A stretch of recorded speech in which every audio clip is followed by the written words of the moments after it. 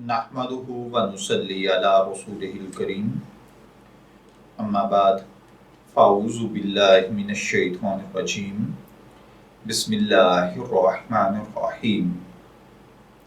अस्सलामु अलैकुम dear viewers, आपके फेवरेट फ़िक़ही मसाइल के चैनल फतवा ऑनलाइन से मैं हूँ शब्बीर अहमद।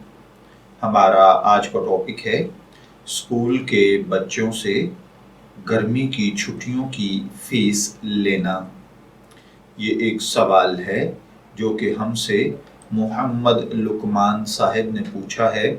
वो कहते हैं कि स्कूल के बच्चों से गर्मी की छुट्टियों की फ़ीस लेना जायज़ है या नहीं।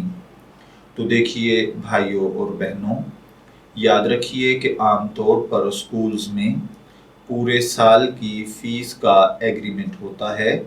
लिहाजा अगर बच्चों को स्कूल में दाखिला कराते वक्त वालिदैन के साथ मुआहदे में भी इस बात की वजाहत हुई हो कि छुट्टियों समेत पूरे साल की फ़ीस जमा करवानी होगी, तो ऐसी सूरत में बच्चों से छुट्टियों की फ़ीस लेना शरन भी जायज़ होगा। और अगर मुआमला करते वक्त सिर्फ माहाना फ़ीस का मुआमला किया जाए या बच्चों को या वालिदैन को माहाना फ़ीस बताई जाए, तो फिर गर्मी की छुट्टियां 2 या 3 माह की जो मुख्तलिफ स्कूलों में होती हैं, तो इनकी फ़ीस लेना शरन जायज़ नहीं होगा।